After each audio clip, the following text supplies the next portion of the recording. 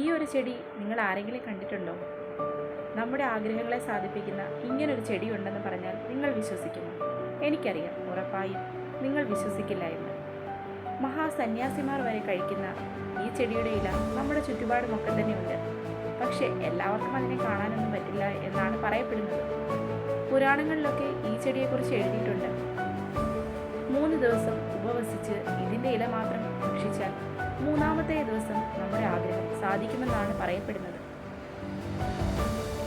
ഈ ചെടി നിങ്ങളുടെ വീടിൻ്റെ പരിസരത്ത് എവിടെയെങ്കിലും ഉണ്ടാകും.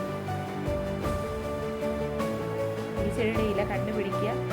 3 ദിവസത്തിനുള്ളിൽ നിങ്ങളുടെ ആഗ്രഹം നേടിയെടുക്കാനായി ശ്രമിക്കുക. ഇല കണ്ടുപിടിക്കാനുള്ള തിരക്കിലായല്ലേ?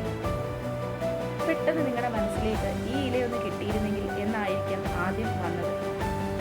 ഇങ്ങനെ ഒരു ഇലയുണ്ടോ എന്ന് പോലും നിങ്ങൾ ആലോചിച്ച് കാണില്ല. കാരണം നമ്മുടെ ആഗ്രഹങ്ങൾ അത്രയ്ക്ക് പ്രിയമാണ് നമുക്ക്. ഈ ടെക്നിക്ക് തന്നെയാണ് സോഷ്യൽ മീഡിയയും ഉപയോഗിക്കുന്നത്. നിങ്ങളൊന്ന് ചിന്തിച്ചു നോക്കിയേ. എന്തെങ്കിലും ഒരു വിഷമം വന്ന് ഇൻസ്റ്റാഗ്രാം ഒന്ന് തുറന്നാൽ കറക്റ്റ് ആ വിഷമം പറഞ്ഞ് നമ്മളെ പിടിച്ചിരുത്താൻ ഇതുപോലെ കഴിവുള്ള, ഇതുപോലെ പ്രചോദനം തരുന്ന മറ്റൊരു വ്യക്തിയും മറ്റൊരു പ്രചോദകനും മറ്റൊരു സൈക്കോളജിസ്റ്റും ഇന്നീ ലോകത്തില്ല. നമുക്കറിയാം എന്തെല്ലാം കാര്യങ്ങൾ പറഞ്ഞാണ് പലരും നമ്മുടെ വിശ്വാസത്തെ നേടിയെടുക്കുന്നതല്ലേ? വിശ്വാസത്തെ നേടിയെടുക്കുക, വിശ്വാസത്തെ വിട്ടുകൊടുക്കുക എന്നത് അത്ര എളുപ്പമുള്ള കാര്യമൊന്നുമല്ല. നമ്മുടെ വിശ്വാസത്തെ നേടിയെടുക്കാൻ നാം ആരെയാണ് അനുവദിക്കേണ്ടത്? ഒരു കുഞ്ഞു കഥ പറയാം. ഒരിക്കൽ ഒരു യാത്രികൻ മരുഭൂമിയിലൂടെ യാത്ര ചെയ്യുകയായിരുന്നു. മരുഭൂമി ആയതുകൊണ്ട് തന്നെ അദ്ദേഹത്തിന് വളരെ ദാഹമേറി. അദ്ദേഹം ജലത്തിൻ്റെ ഒരു അംശത്തിനായിട്ട് ആ മരുഭൂമിയിൽ ആകെ അന്വേഷിച്ചു. പക്ഷെ അവിടെ എങ്ങും ഒരു വെള്ളത്തുള്ളി പോലും അദ്ദേഹത്തിന് കാണാനായി സാധിച്ചില്ല. അങ്ങനെ നടന്ന് ക്ഷീണിച്ച് അങ്ങനെ അദ്ദേഹം ഏറ്റവും ആഗ്രഹിച്ചൊരു കാഴ്ച അദ്ദേഹം കണ്ടു. അതാ അങ്ങ് ദൂരെ ഒരു നീല തടാകം, തടാകത്തിന് ചുറ്റും തണൽ മരങ്ങൾ. അദ്ദേഹം തടാകത്തിനടുത്തേക്ക് ഓടി. പക്ഷേ തടാകത്തിനടുത്തേക്ക് അടുക്കും തോറും തടാകത്തിൻ്റെ ദൂരം കൂടിക്കൊണ്ടിരുന്നു. അവസാനം അദ്ദേഹത്തിന് മനസ്സിലായി, ഇത് തടാകമല്ല, വെറും മരീചികയാണെന്ന സത്യം അദ്ദേഹം തിരിച്ചറിഞ്ഞു. നമുക്കറിയാം, മരുഭൂമിയിലെ മരീചിക പോലെയാണ് നമ്മുടെ ചുറ്റുമുള്ള പല മനുഷ്യരും. നമ്മളെ ഇങ്ങനെ കൊതിപ്പിച്ചുകൊണ്ടിരിക്കും, അതല്ലെങ്കിൽ നമ്മെ ആഗ്രഹിപ്പിച്ചുകൊണ്ടിരിക്കും, അതല്ലെങ്കിൽ നമ്മെ വിശ്വസിപ്പിച്ചുകൊണ്ടിരിക്കും. വിശ്വസിക്കും തോറും, ആഗ്രഹിക്കും തോറും, കൊതിക്കും തോറും അവർ നമ്മളിൽ നിന്ന് അകലുന്നുണ്ടാകും. അത് നാം തിരിച്ചറിയുന്നില്ല. അതല്ലെങ്കിൽ അവർക്ക് നമുക്ക് തരാനുള്ളത് യഥാർത്ഥമായ സ്നേഹമാകുന്നതിലുപരി വേദനയുടെയും സങ്കടത്തിൻ്റെയും നോവിൻ്റെയും അനുഭവങ്ങളായിരിക്കും. എപ്പോഴും വിശ്വാസത്തെ കൊടുക്കുമ്പോൾ അത് ഏറ്റവും സുരക്ഷിതമായൊരിടത്തേക്ക്, അർഹിക്കപ്പെട്ടിരിക്കുന്നിടത്തേക്ക് തന്നെ കൊടുക്കുക. അതല്ലെങ്കിൽ അവസാനം നമ്മൾ തന്നെ വിഷമിക്കത്തുള്ളൂ. അതുകൊണ്ട് നമ്മുടെ വിശ്വാസം മറ്റൊരു ആളിലും അർപ്പിക്കാതിരിക്കുക.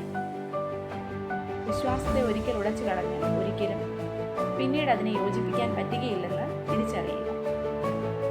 ഈ ലോകത്ത് കാണുന്നത് എന്തും വിശ്വസിക്കാൻ പറ്റുന്നതല്ല എന്ന് നാം ഓരോരുത്തരും തിരിച്ചറിയണം. വിശ്വസിക്കാനായി അനേക കാരണങ്ങൾ നിരത്തിയാലും ഒരാളെ യഥാർത്ഥമായി വിശ്വസിക്കുന്നതിന് മുമ്പ് 1000 വട്ടം ചിന്തിച്ചിട്ട് മാത്രം വിശ്വസിക്കാം. ഈ ലോകം അനേക മുഖംമൂടികൾ അണിയുന്നവരുടെ ലോകമാണ്.